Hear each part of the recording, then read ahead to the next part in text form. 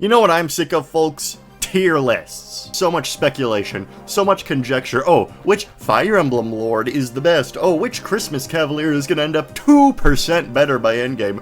Which Jagan is the best at joking? I am a Dragon Ball fan, folks. I want violence, not discussion. So now I'm gonna put my money where my mouth is. No more tier lists. I took all of the Fire Emblem Lords, all of their growth rates, their preferred weapons, the binding shield, the binding blade, so much binding, ooh, and I put them in SRPG Studio, an engine that lets you make Fire Emblem type games, and I also put in a genealogy of the Holy War map because it's big and it can fit all these idiots and we can have a nice little battle royale, okay? Okay, so here's how the logistics of this is gonna work. Each Lord gets 20 levels to use their growths. SRPG Studio has a feature where if you're testing a map, you can level up the units and it'll use the growth rates you put into the engine, which you previously saw, and it gives them stats based off that. So each unit gets 20 levels with their stats. No class bonuses, no class bases, whatever, I don't care. Each unit will have to survive based on their own merits, so no class growths, whatever, no promotion bonuses, except for move, because I want to keep this fast pace, so Eliwood will be on his horse and he'll get his +2 move or whatever. 2, each of these games have different mechanics, and I tried to implement them the best I could, right? So each Lord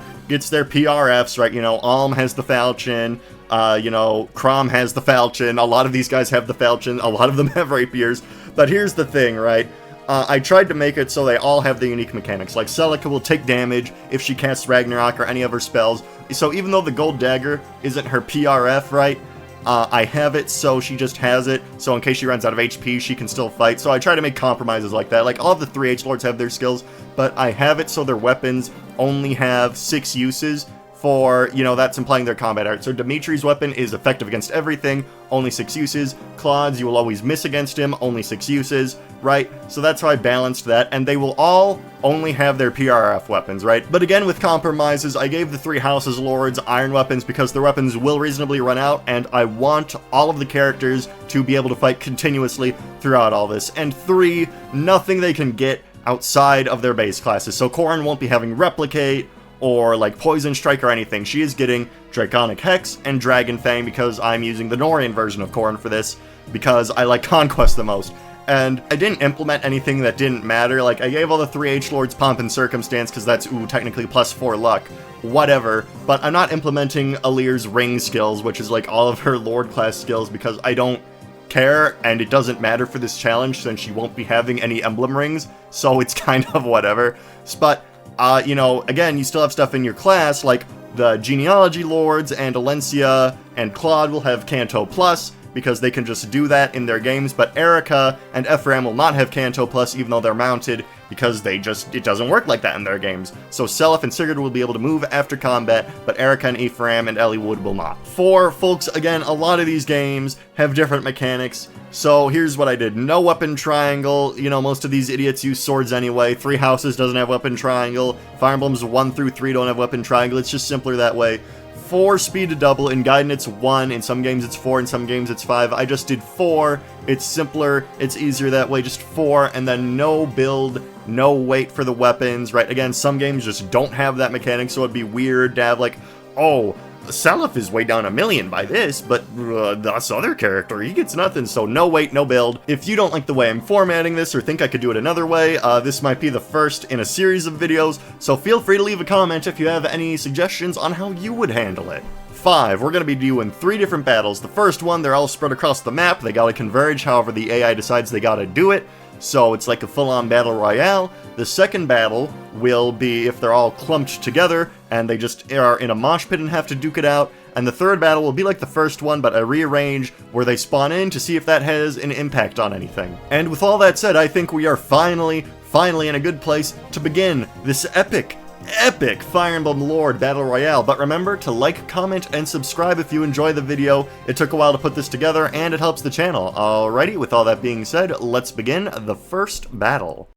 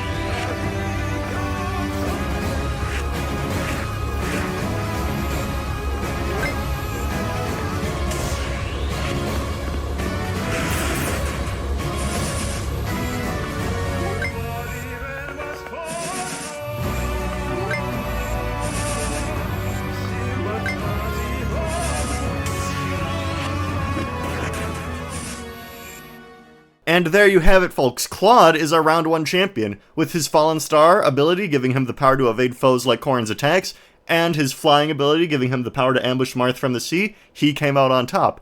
But will he be able to get the same results when they're all spawned right next to each other? Let's find out now.